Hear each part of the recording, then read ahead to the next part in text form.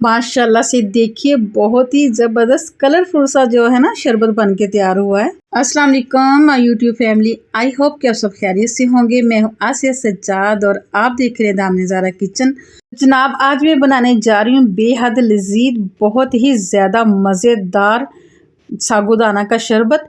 ये शरबत आप एक दफ़ा बनाएंगे ना तो यकीन करें जो ये पसंद नहीं करता ना ड्रिंक वगैरह पीना या दूध वगैरह, इवन के बच्चे हमारे जो है वो मुंह बसोरते हैं कि हमें दूध नहीं पीना, वो भी एक ही जगह 2 गिलास पियेंगे। ये इतना मज़े का बनता है। तो चलिए रेसिपी शुरू करते हैं।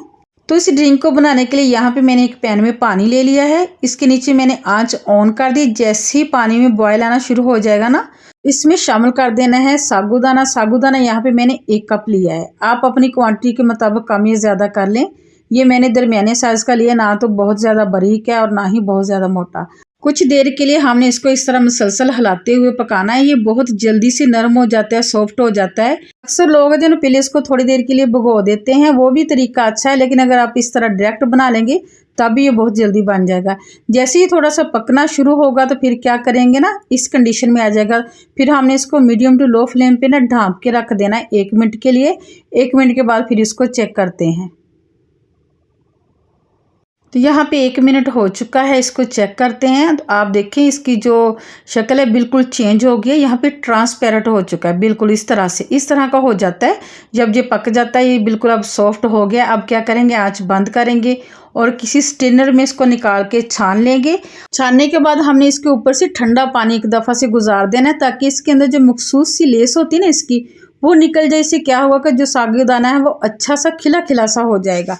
नेक्स्ट हमने क्या करना है कि 1 अदद पैन लेना है। पैन के अंदर मैंने शामिल करने हैं बादाम। बादाम यहाँ पे मैंने लिए तकरीबन हाफ कप। मैं 1.5 किलो दूध बना रही हूँ, यानी कि 1.5 लीटर, तो उसके लिए इतने से बादाम जो है ना काफ़ी होंगे।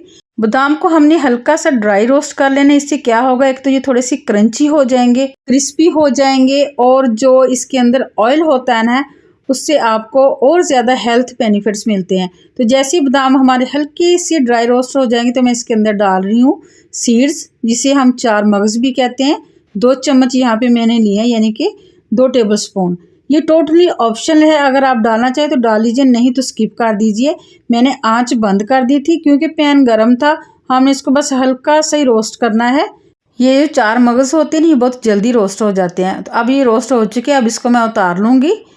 यहाँ पे देखें बहुत प्यारा कलर आ गया। अब इसको उतार लेंगे और यहाँ पे ले लेंगे मिक्सी वाला जग। जो ग्राइंडर जग होता है हर घर में होता है। इसमें अब हमने जो सारे नट्स ड्राई किए हैं ना, इसको हमने इसमें डाल लेना है, और साथ ही हमने इसमें थोड़ी सी कुछ और चीज़ें शामिल करनी है जो मैं आपको आगे बताती हूँ। अब यहाँ पे मैंने चीनी ऐड करनी है। ये तकरीबन है 3 टेबल स्पून। चीनी भी आपने अपने टेस्ट के अकॉर्डिंग लेनी है, कम या ज़्यादा कर सकते हैं। और 3 अदद मैंने लिया इलायची, ये साबुत ही मैंने इसमें डाल देनी है। अब इसको हमने स्पेशल सा जो है ना फ्लेवर देने के लिए इसमें शामिल करना है कॉर्नफ्लोर। कॉर्नफ्लोर यहाँ पे मैं शामिल कर रही हूँ 1.5 टेबल स्पून, यानी कि 1.5 टेबल स्पून। खाने वाला 1.5 चम्मच इसमें जाएगा कॉर्नफ्लोर। और अब इसमें शामिल करेंगे 1 कप के करीब दूध। ये भी जो दूध है ना रॉ मिल्क है, यानी कि कच्चा दूध है। आप चाहे तो इसको बॉयल किया वो भी ले सकते हैं। अब सारी चीज़ों को हमने वक्फे वक्त से ग्राइंडर चलाकर अच्छे तरीके से ना ग्राइंड कर लेना है, पीस लेना है, यकजान कर लेना है। तो ये देखिए माशाल्लाह से बहुत अच्छा सा ग्राइंड हो चुका है।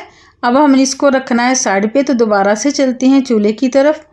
यहाँ पे जी मैंने दूध लिया है। दूध 1.5 लीटर था, इसमें से मैंने 1 कप निकाल लिया था जो हमने पहले यूज़ कर लिया है ड्राई फ्रूट्स में। दूध को हमने उबलने के लिए रख देना है यहाँ पे। यहाँ पर साबूदाना जो है उसको मैंने अच्छी तरह से छान लिया था, आप देख सकते हैं ना।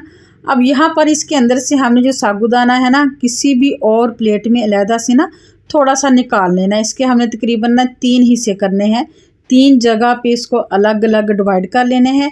अब यहाँ पे इसको थोड़ी सी डिफरेंट लुक देंगे, तो उसके लिए क्या करेंगे, ये है मेरे पास फूड कलर। 2 से 3 पिंच लेंगे फूड कलर, ये ग्रीन वाला फूड कलर। इसको हमने अच्छी तरह से इसके अंदर मिक्स कर देना है। नेक्स्ट भी हमने इसी तरह सेम कलर लेना है। ये मैंने रेड कलर लिया है, इसको भी हमने इसी तरह अच्छी तरह से मिक्स कर देना है। इस तरह से क्या हुआ कि जो हमारा ड्रिंक है वो बहुत कलरफुल सा और शानदार सा बन जाएगा। देखने भी में ना जो इसकी लुक है वो डिफरेंट सी लगेगी, बहुत ज़बरदस्त सी। नेक्स्ट जो है वो मैंने लिया है ऑरेंज कलर। ये वही कलर्स हैं जो हम खानों में इस्तेमाल करते हैं, अक्सर चावलों में डालते हैं ना, ये वही वाले फूड कलर हैं।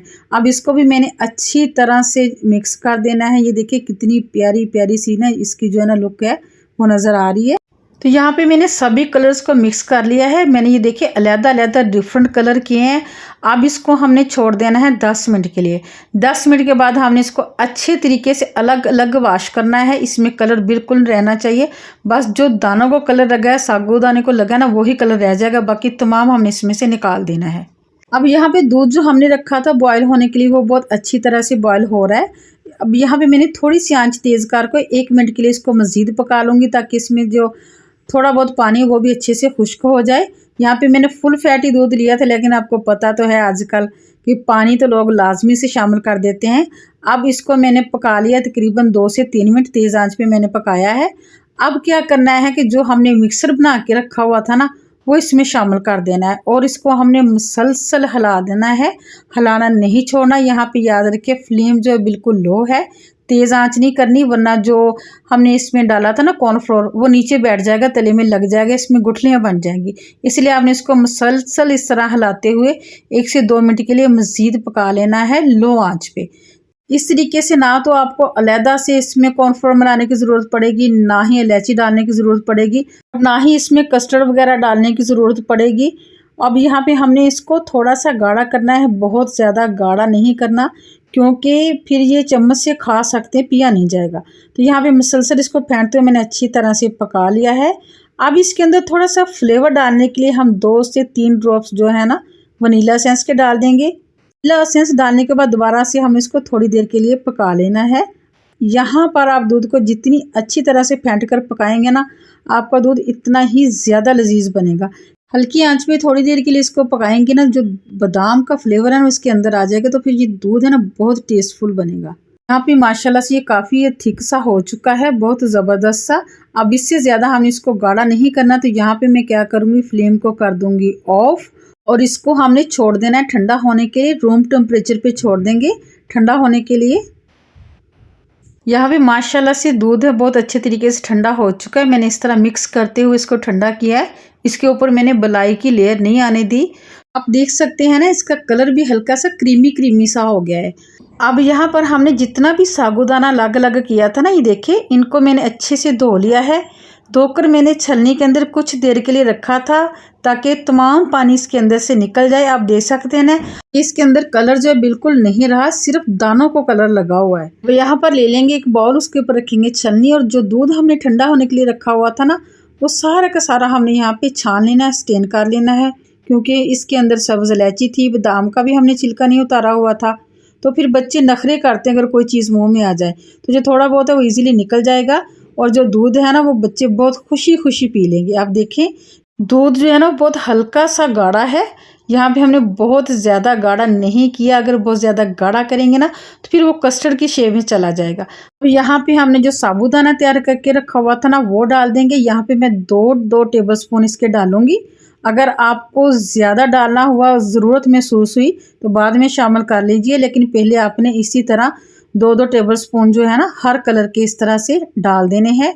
और फिर हमने इसको मिक्स कर लेना है अच्छे तरीके से। यहाँ पे आप देख सकते हैं कि जो मैंने अच्छी तरीके से साबूदाने को धो लिया था ना, तो उसने कलर नहीं छोड़ा, बिल्कुल ये देखिए उसी तरीके से हमारा क्रीमी क्रीमी सा जो है ना दूध मिल्क वैसे का वैसा ही है। आप देख सकते हैं ना। तो व्यूअर्स, अगर इस टाइम पे आके आपको मेरी रेसिपी अच्छी लगी हो तो आपने लाइक शेयर ज़रूर करना है। चैनल पे नए हैं तो चैनल को आपने लाजमी सब्सक्राइब करना है। आप लोगों का बहुत बहुत शुक्रिया। सर्विंग ग्लास में निकाल लेंगे। अगर आप चाहें तो इसको मज़ीद ठंडा करने के लिए इसमें बर्फ़ के क्यूब्स डाल लें। और ये हमारी साबूदाना की जो ड्रिंक है वो तैयार हो चुकी है। ये साबूदाना होता है हर उम्र के लोगों के लिए बहुत फ़ायदेमंद होता है। ये डाइजेशन के लिए बहुत अच्छा होता है, इजी टू डाइजेस्ट है, एनर्जी प्रोवाइड करता है और ग्लूटेन फ्री है। जिन लोगों को ग्लूटेन से एलर्जी होती है ना, उनके लिए तो ये बहुत ही अच्छा होता है। ब्लड प्रेशर कंट्रोल करता है। इन्हीं के इसके बहुत ज़्यादा फ़ायदे होते हैं। तो ज़रूरी नहीं कि आप लोग इसे अफ्तार में या रमज़ान में बनाएं, आप आम हालात में भी बनाकर इसको पी सकते हैं या खा सकते हैं। तो इजाज़त दीजिए इसे एक अच्छी दुआ के साथ। अल्लाह ताला हम सब की ज़िंदगी के हर लम्हों को खैर व आफियत और खुशी नसीब करे, रिज़्क़ के दाने दाने में बरकत नसीब करे। आमीन या रब्बुल आलमीन। मिलेंगे नेक्स्ट वीडियो में नेक्स्ट रेसिपी के साथ। अल्लाह हाफिज़।